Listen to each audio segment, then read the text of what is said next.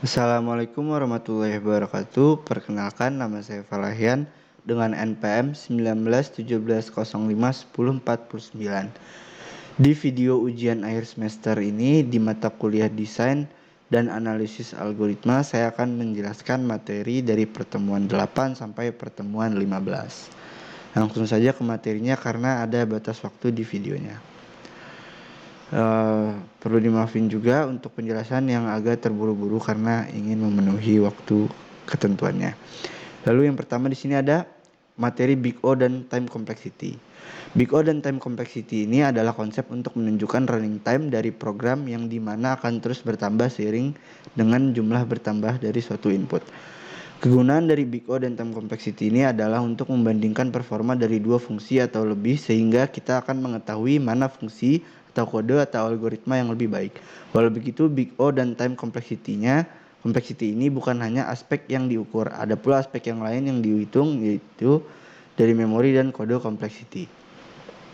Time complexity adalah cara menunjukkan bagaimana runtime dari sebuah fungsi yang akan terus meningkat sesuai dengan input yang meningkat. Big O notation adalah sebuah cara yang lebih matematik untuk menunjukkan time complexity. Di sini ada contoh bahwa ada suatu fungsi di algoritma seperti di bawah ini dan menjalankan beberapa kali sebuah input yang berbeda-beda. Lalu di sini saya akan menjelaskan secara singkat saja apa ini pseudocode ini, isinya ini. Di pseudocode ini mengandung sebuah fungsi, yaitu fungsinya di sini untuk menghitung jumlah dari array, menghitung jumlah isi dari array yang diberikan, diinputkan. Lalu dengan contoh di samping kita bisa lihat bahwa plotnya akan terus bertambah seiring berjalan dengan jumlah input yang dimasukkan. Jadi bisa disimpulkan bahwa Big O-nya adalah O, N atau linear. Lalu di sini ada contoh-contoh Big O. Yang pertama O1 yaitu konstan, O log N yaitu logaritmik, dan ON sama dengan linear dan seterusnya. Lalu ada catatan di sini Big O bisa saja dikombinasikan. Contoh O, N, log N. Contohnya seperti ini untuk pengkombinasi dari Big O. Lalu ada contoh-contoh Big O di dalam sebuah algoritma yang terkenal atau primary sort. Di sini ada 6 algoritma primary sort, yaitu bubble sort, merge sort, quick sort, radix, selection, dan insertion. Di sini memiliki Big O seperti ini.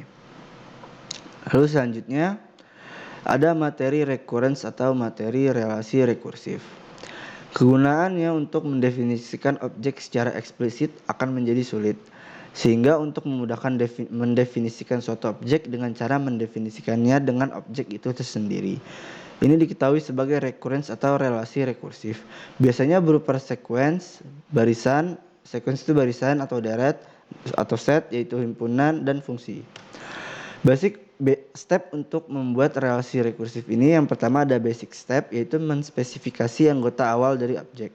Yang kedua rekursif step yaitu mendefinisikan aturan yang dimana dari aturan tersebut kita bisa menambah anggota ke objek tersebut berdasarkan dari anggota dari objek tersebut.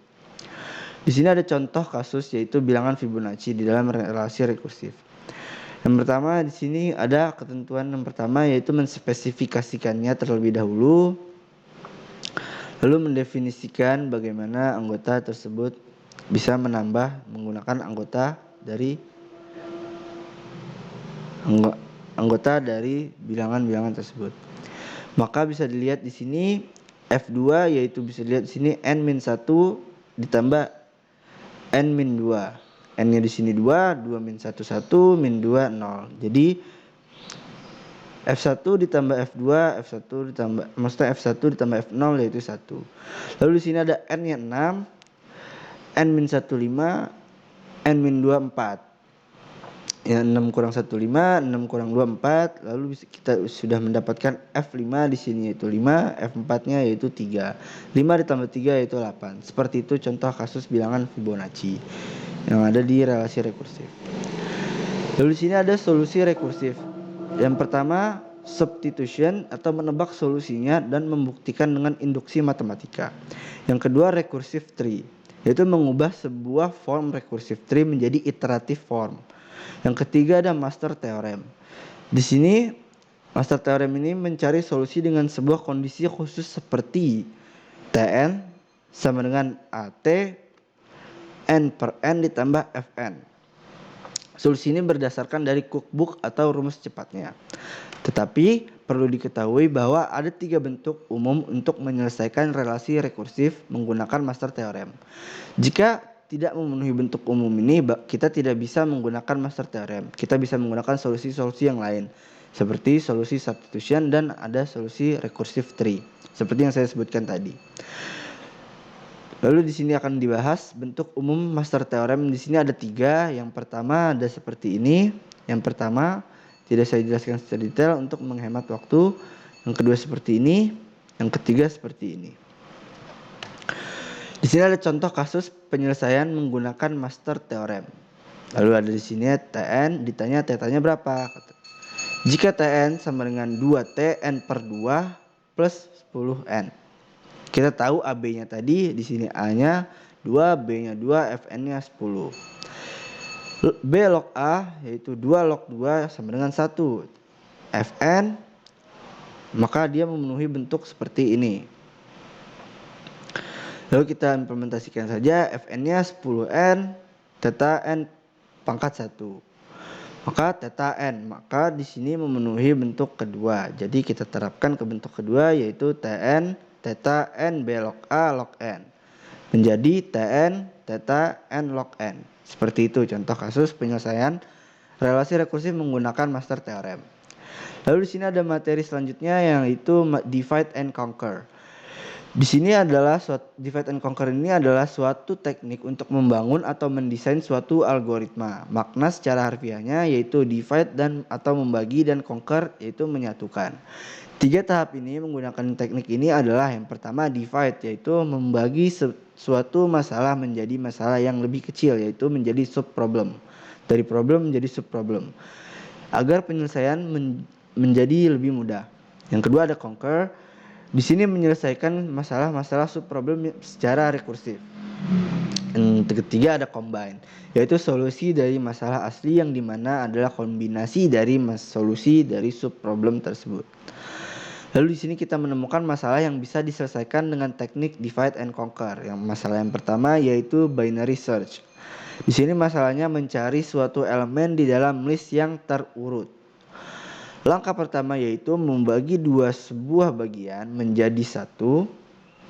Maksudnya menjadi 2 bagian. Setelah itu mulai membandingkan posisi bagian tengah dengan elemen yang ingin dicari.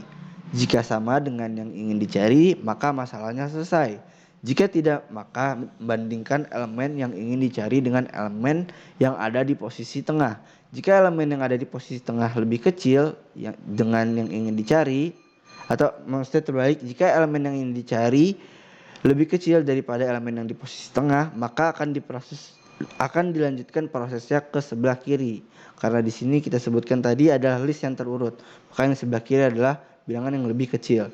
Jika elemen yang dibandingkan dengan ada elemen yang di tengah, maka akan dilanjutkan proses ke sisi kanan. Nantinya akan ada 2 sub problem di setiap langkah, tetapi hanya akan ada satu yang diproses. Time complexity-nya di sini adalah O log N untuk binary search ini. Di sini ada ilustrasinya. Kita ingin mencari bilangan 27. Kita punya di sini. Kita bagi 2 di sini. Kita bandingkan dulu. Angka 27 ini lebih besar atau lebih kecil? Ternyata lebih besar, maka kita proses ke yang kanan.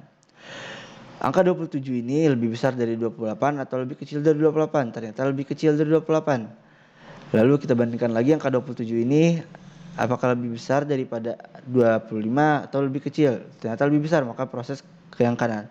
Ternyata di sini ketemu angka 27 yang ingin kita cari. Maka di sini kita tentukan ada 3 langkah untuk mencari angka di dalam suatu list yang terurut menggunakan binary search tree. Lalu di sini ada sorted array. Di sini kita cari. Kalau kita terapkan dari divide and conquer, maka kita mulai dari sini akan menemukan 3 step tersebut. Tapi ini kita menggunakan minimum dan maksimum. Kita mulai dari minimum, kita menemukan ada 10 langkah, jika kita mencari dengan maksimum, kita akan menemukan 5 langkah. Seperti itu ilustrasinya. Lalu di sini ada masalah kedua, yaitu merge sort atau merge sort. Di sini masalahnya mengurutkan suatu list. Langkah pertamanya itu membagi dua sebuah list. Setiap bagian list akan diurutkan menggunakan teknik merge sort secara rekursif. Setelah diurutkan, setiap listnya akan dikombinasikan kembali menjadi satu list yang utuh. Dan complexity dari merge sort ini adalah big O, and log n. Di sini ilustrasinya.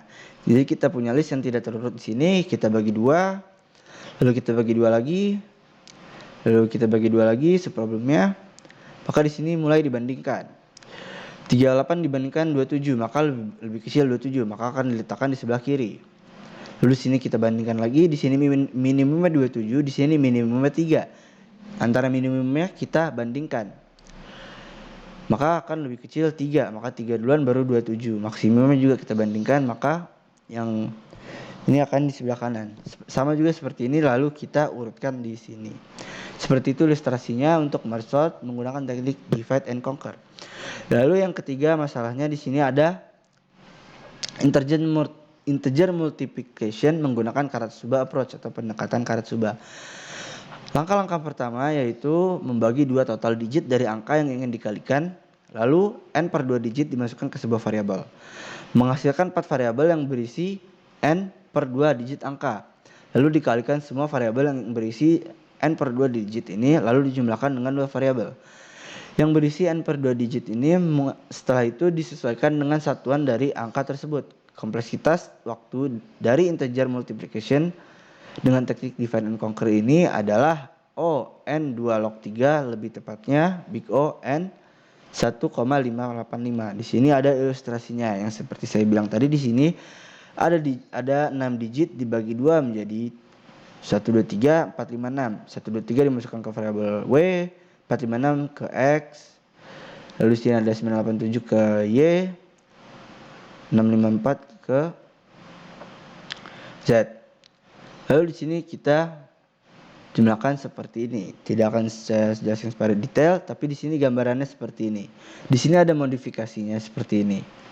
P-nya menjadi WY, Q-nya menjadi XZ, R-nya menjadi seperti ini. Ini digunakan untuk mengurangi perkalian karena perkalian akan lebih kompleks daripada pertambahan, seperti itu. Selanjutnya ada masalah matrix multiplication menggunakan Strassen multiplication. Langkahnya ini mirip dengan Karatsuba approach, tetap menggunakan divide and conquer, yaitu lalu ada modifikasi di dalam perkalian matriks ini seperti ilustrasi di slide selanjutnya nanti. Kompleksitas waktu Strassen multiplication ini adalah theta n 2 log 7 atau lebih tepatnya lagi big O n pangkat 2,81. Di sini ada ilustrasinya. Ilustrasinya di sini seperti tadi. C11 ini adalah P1 P4 ditambah P4 dikurang P5 ditambah P7.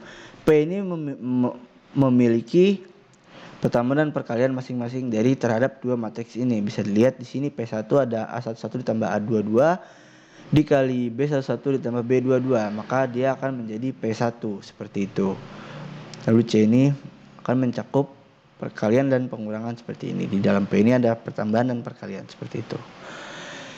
Lalu selanjutnya ada materi selanjutnya yaitu dynamic programming. Di sini adalah suatu teknik yang mirip dengan divide and conquer, tetap menerapkan pembagian masalah menjadi submasalah, lalu menyatukan solusinya. Dynamic programming ini adalah generalisasi dari divide and conquer. Perbedaannya adalah penanganan terhadap problem dan subproblemnya, yaitu dependent terhadap subproblem. Yaitu jika ada subproblem yang solusinya sama, maka tidak akan diproses lagi. Berbeda dengan divide and conquer yang dimana setiap subproblemnya yang memiliki solusi sama akan tetap diproses. Lalu kelebihan dynamic programming ini adalah mencari nilai maksimal atau minimal dari optimal solution. Karakteristik dari optimalisasi masalah di sini yaitu yang pertama fungsi objektivitas, yaitu ada maksimal dan minimal sesuai keinginan kita. Yang kedua constraint-nya yaitu adalah kendala seperti harga jual, jumlah dan lain-lain. Yang ketiga adalah feasible solution.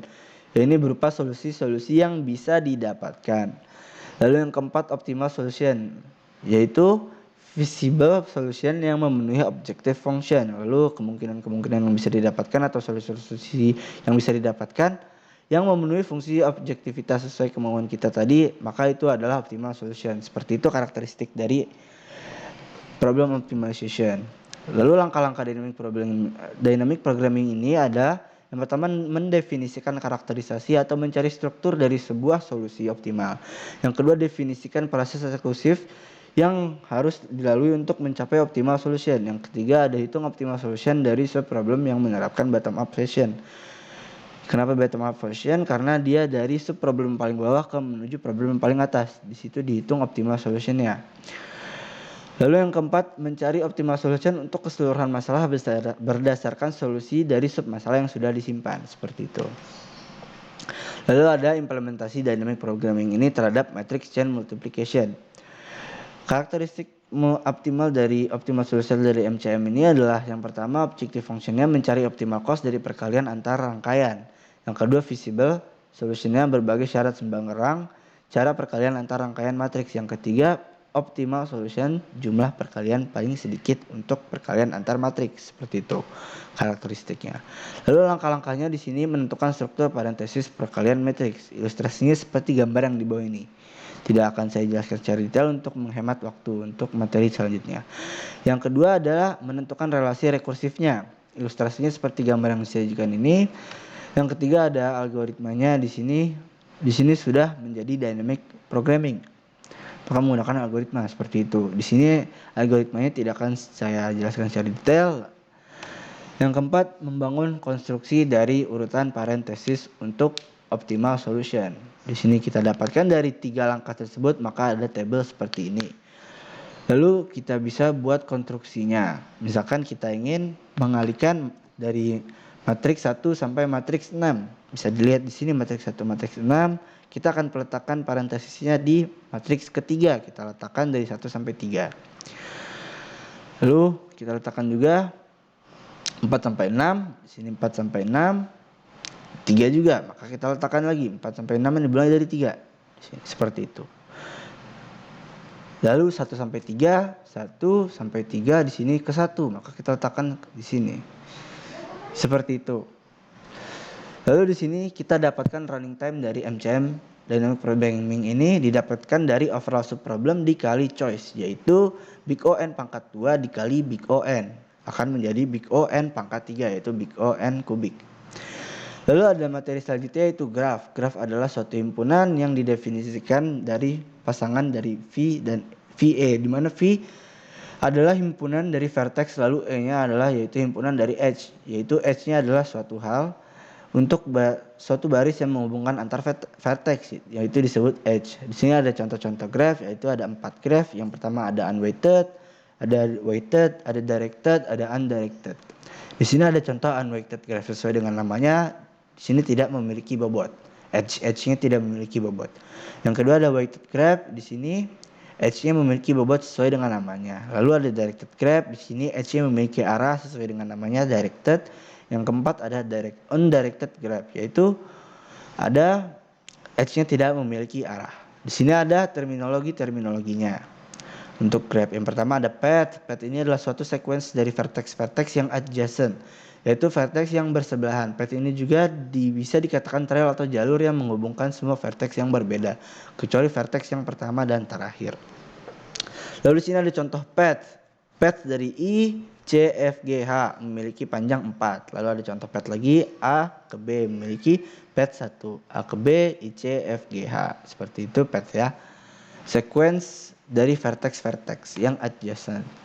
Lalu kedua ada terminologi cycle atau siklus yang dimana diawali dan diakhiri di vertex yang sama. Di sini ada contoh cycle yaitu diawali dengan I, diakhiri dengan I. Bisa dilihat di sini I, C, F, G, I. Diawali di sini, diakhiri dengan di sini. Lalu ada terminologi tree. Adalah graf yang tidak memiliki cycle atau tidak memiliki siklus. Graf yang tidak memiliki siklus. Bisa dilihat di sini tidak ada yang memiliki siklus di graf di sini. Lalu ada terminologi lagi yaitu namanya forest tree atau forest. Forest ini adalah gabungan-gabungan dari beberapa tree, maka disebut dengan forest. Itu terminologinya, namanya forest. Lalu ada terminologi lagi di sini adalah spanning tree. Spanning tree di sini adalah subgraph. Subgraph ini adalah graph yang dihasilkan dari suatu graph, mencakup semua vertex lalu meminimalkan jumlah edge. Bisa dilihat di sini contohnya ada graph G, lalu ada spanning tree dari G. Tidak ada cycle di sini. Bisa dilihat karena ini adalah karakter dari spanning tree, tidak ada cycle. Bisa dilihat di sini lagi ada penyelesaian masalah dalam graph, yaitu MST atau minimum spanning tree. Problem instance-nya di sini graph G yang berbobot non negatif. Ada visible solution, objective function, dan optimal solution. Contoh kasusnya di sini yaitu pengembangan jalur kereta api yang menghubungkan n kota di mana jaraknya paling minimum. Base idea dari untuk penyelesaian masalah ini yaitu greedy idea, mengambil semua edge selama tidak menciptakan cycle, seperti itu. Lalu di sini ada penyelesaiannya menggunakan algoritma yang terkenal yaitu algoritma Kruskal dan Prim, di mana algoritma Kruskal ini memulai dari membangun MST dari segala vertex yang ada di graph.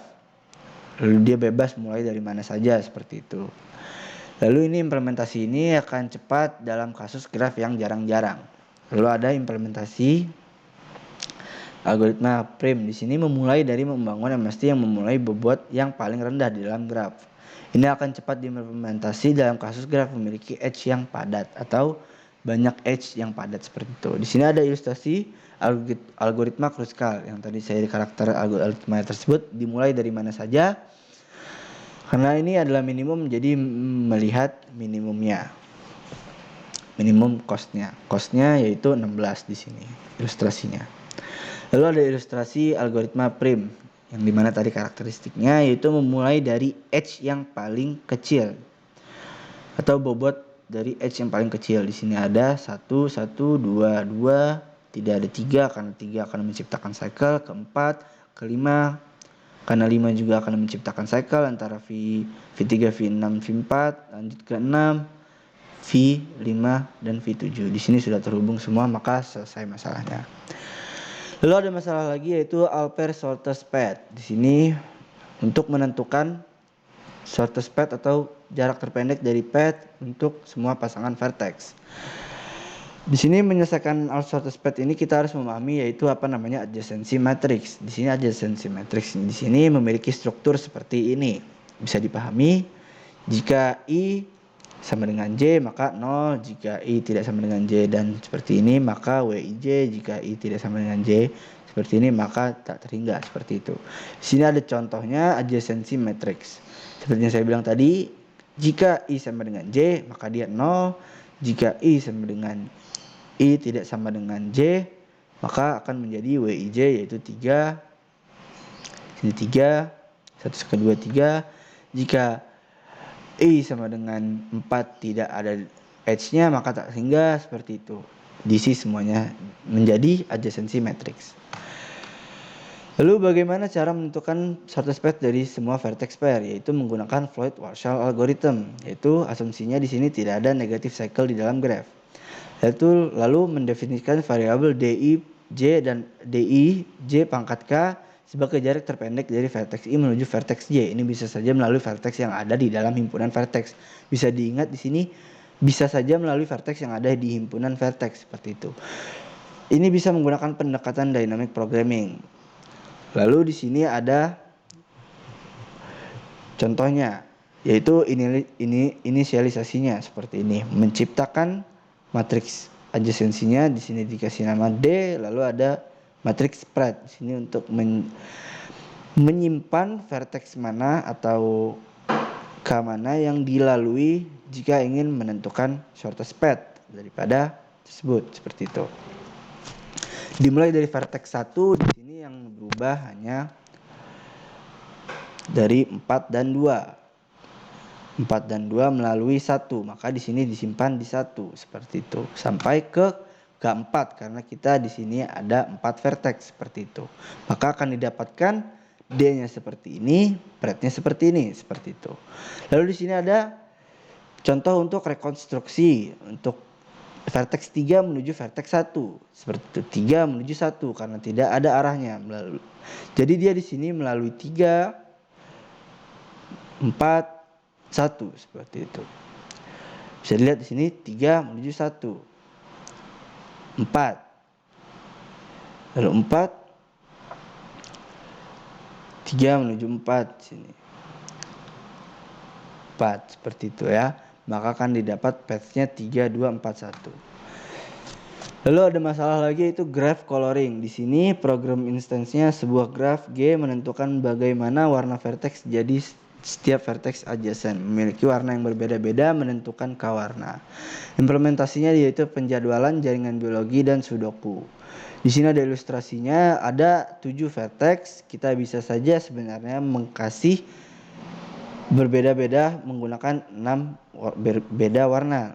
Tapi ini tidak optimal katanya. Jadi lebih optimal menggunakan 4 warna seperti itu. Lalu ada materi selanjutnya ada P versus NP. Di sini adalah suatu masalah di computer science yang belum ada solusi pastinya, yaitu P versus NP. Apa P versus NP? Yaitu pengelompokan suatu masalah yang dimana polynomial time adalah masalah yang mudah diselesaikan dan mudah diverifikasi, sedangkan NP adalah non-deterministic polynomial time. Apakah ini dapat diselesaikan? Bisa, katanya. Maksudnya apakah ini bisa diselesaikan? Tidak tahu, tetapi bisa diverifikasi seperti itu. Apakah solusi yang ada itu benar atau tidak? Tetapi P sama NP ini sedikit abu-abu karena NP yang sudah ditemukan solusinya akan menjadi P.